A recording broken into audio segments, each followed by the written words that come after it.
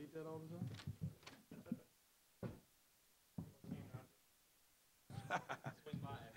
No, I'm not coming back for that. Definitely not going to do that. Guys, I thought we played extremely hard, and you know our teams typically play hard, but when you look at tonight, I thought our guys got after it.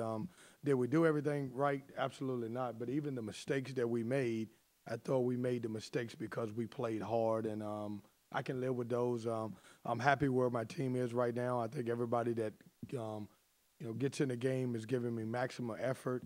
I thought we did a tremendous job of getting out in transition. We pressured them. I thought we took them out of everything that they did. They're going to be a good team in their league. They've got some really good young players. But I thought our pressure kind of pushed them out towards half court, and they really didn't get a chance to run a lot of things. So very disappointed that DJ Funderburg finally missed a shot on the year. But I knew it was coming, and I told him, I said, you let me down because I told everybody that he was going to go the whole year and not miss a shot, and he did. So I was a little disappointed when he took that baseline jumper, and it came up a little bit short. I really was. I was like, man, this guy is going to make all his field goals, and he didn't. So, but I'll take questions at this time. Kevin, do you have an update on Markel? No, I don't. He'll meet with the doctors tomorrow, and I'll know more. But I will tell you this, that he was not diagnosed with a concussion, so I can say that. But I don't know what the end result. He'll meet with the doctors tomorrow. Devin, was it as simple as the guy just settling in after he didn't have the 2 games he wanted to start and kind of getting into a groove a little bit? Yeah, he settled in. When you got a guy who's a transfer, and we've got obviously several on our team, you want to play so well because you sit out. And I thought in the first couple games, especially the last game, he forced a lot of things. When you look at him, he typically don't get charges called on him like that. And I thought he relaxed. I thought he was more comfortable tonight. I thought he played off his teammates, and I'm happy for him. Coach, you guys forced 24 turnovers tonight. Do you feel like this is a great foundation to the building your team's identity? I like where we are as a team. I think we got to get better in a lot of areas, obviously, and that's what we're trying to improve from game to game. One of the words that I keep telling you guys is this team is versatility. We got a lot of different pieces that can play a lot of different positions. At times, we had C.J. Bryce playing the point guard position, and so you're going to see all type of different guys playing different positions. But that's what I like about it. I thought we were very active. When I looked at the stat sheet from the last game, I liked our deflections that we count on the bench, but I didn't like the fact that we only had 3 or 4 steals. And when you look at tonight, we had 13. Ian made his decision official, and then on the same day you get Markel hurt. Were you looking down at the end of the bench trying to figure out where everybody went? No, you know what? I wasn't, because every time I looked down at the bench, somebody was sitting on the edge of their chair trying to get in the game. We've got plenty of guys that are eager to play, and it's so funny. I don't know that I've ever had a team where Joe, everybody is almost equal. It may not be. I may not have a starting 5. I know I'm starting 5 guys, but when you look at it, it's hard to, not to get Eric Lockett on the floor, not to get DJ on the floor, and even Jericho's playing very good basketball. And right now Braxton, until we get him back settled in, he's coming off the bench, and so I like it. I like where we at.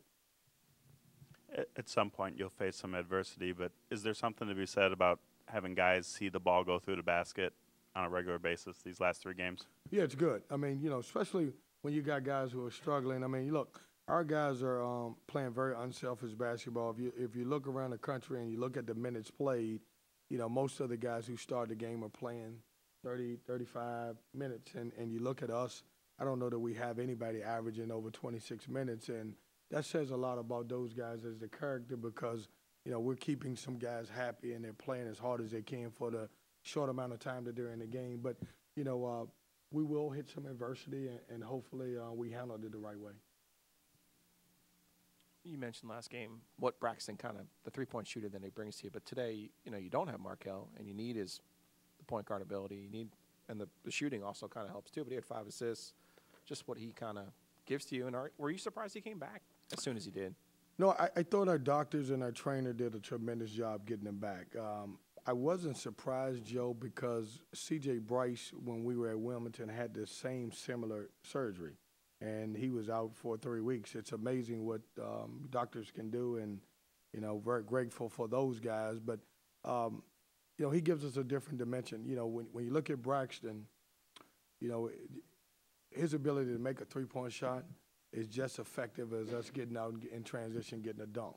You know, he excites the crowd. You know, he gives energy to the team, and was happy for him that he could get back out there and play a little bit today. Coach, you mentioned obviously the turnovers in this game, but how many deflections did this team end up with as far as your final tally that you had? You know, I'm sorry that I didn't get that. I'll tell you what I'll do. If you would check with Fred, I'll let you know. We had, I will tell you this, at halftime we had 36. And we try to get 40 for the game. Just to put a bow on Ian, could you shed us any light on what he told you, why he left the program after one game? It's fairly unusual. Ian and I, just to give you some background on it, Ian and I met on Monday and had a great conversation. And you know, for me, it's about what's best for his future, what he thinks is best. And we talked about, you know, the pros and cons, and you know, here's an opportunity if you stay, because I do think he would have been a very good basketball player for us. Or if there's another opportunity for you, then, you know, I'll support you and I'll be behind you. We didn't come to a decision at that time, or he didn't.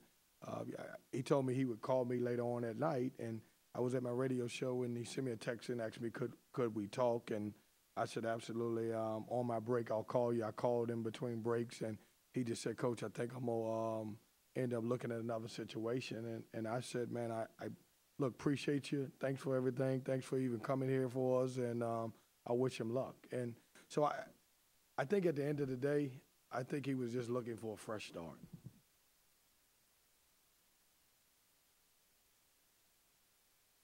Guys, thanks.